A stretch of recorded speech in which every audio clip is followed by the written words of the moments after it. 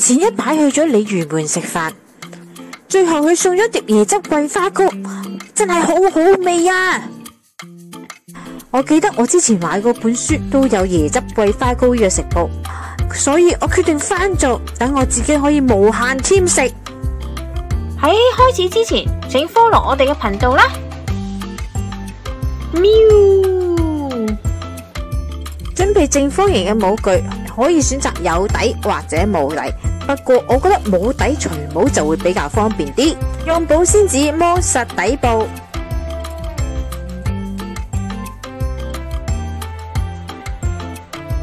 唔好有任何嘅折痕。再用錫紙做多層保護，啫喱就冇咁易流出。可以先做基底，清水、砂糖，先煮滾，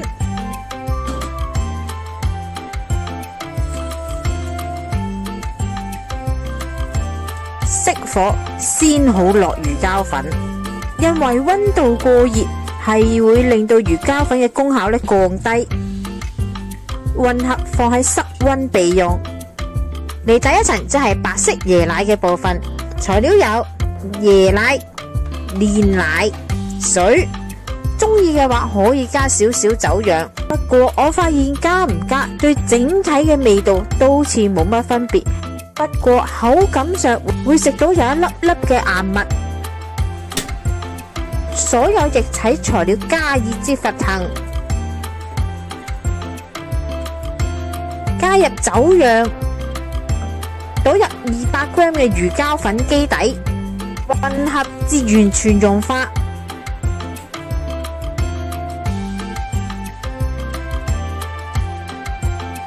放入雪櫃冷藏，直到係完全凝固。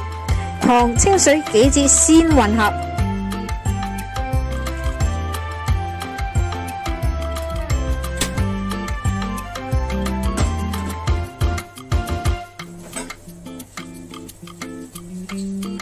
加入魚膠粉基底，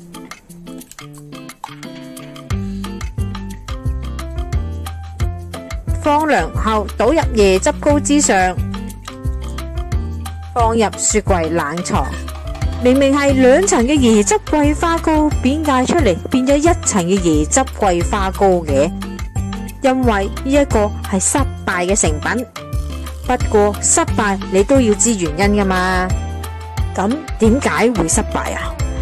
主要嘅原因呢，因為喺魚膠嘅部分，魚膠其實係一種好特別嘅物質，佢遇到太高溫，佢嘅效力就會揮發，係佢溶化點呢，會喺30至36度。當第2層桂花糕嘅溫度高過或者喺36度，佢都會將第1層刺穿，落咗最底下，令到椰汁部分溶化浮上去表面。本來係2層嘅顏色變為1層，而解決方法有2個，一係將桂花溫度嘅部分降到去20度，或者我完全將 gelatin 變做 agar-agar。咁問題就嚟啦，乜嘢叫 gelatin？ 乜嘢叫 agar-agar？gelatin 同 agar-agar 我哋都會叫佢做 thickening agents， 不過兩者嘅來源、用法、分量係完全唔同。我哋成日講魚膠，其實佢唔淨止嚟自於魚，佢係嚟自於大部分動物，會有雞啦、豬、牛會混合而食，除非某啲特別嘅魚膠粉。唔好以為食甜品一定冇肉，你食緊嘅棉花糖可能係牛肉、豬肉、雞肉，而agar-agar洋菜，有啲人都會叫佢做寒天、菜燕，佢就嚟自於海藻植物，唔係1對1咁使用，除非食譜有特別指明，否則最好跟翻去包裝後面嘅說明。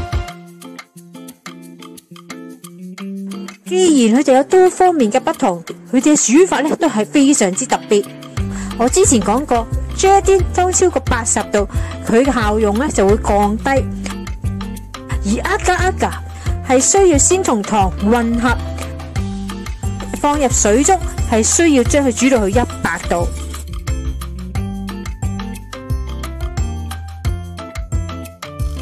用同一個食譜嚟做示範。當我將 Jardine 轉做 agar agar 嗰陣，先將所有液體材料混合，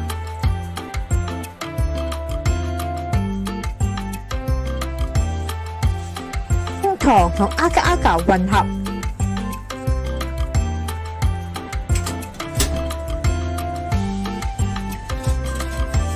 倒入液體材料之中，不斷攪拌。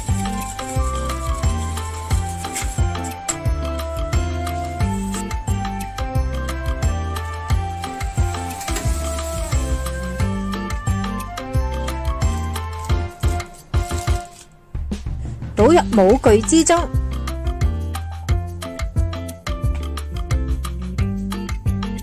用火槍燒一燒表面，氣泡就會自然消失。放入雪櫃冷藏。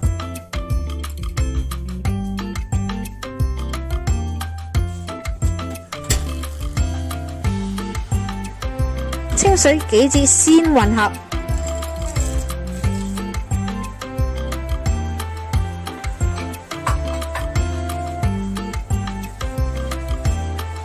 煮至水滾，熄火，焗5至10分鐘。隔水，用返本身嘅杞子水，再倒入糖同 agar agar，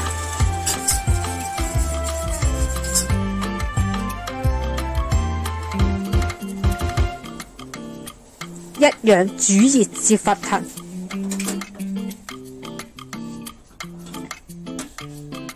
放入桂花醬、杞子、椰奶部分係雪櫃攞出，椰奶部分會比較硬身，確保佢完全凝固就可以將我哋第二層倒入。因為 agar agar 另外一個特點係唔會再融化。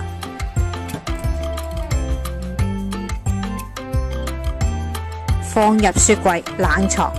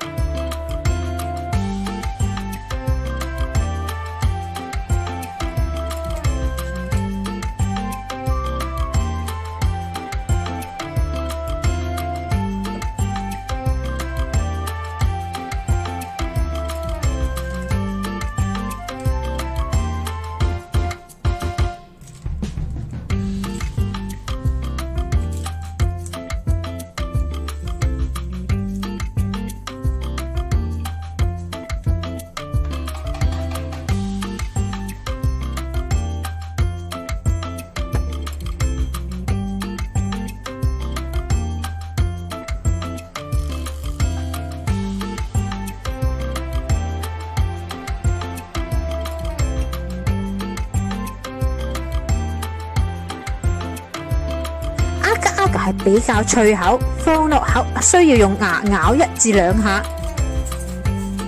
但經過冷藏會有少許嘅出水狀態，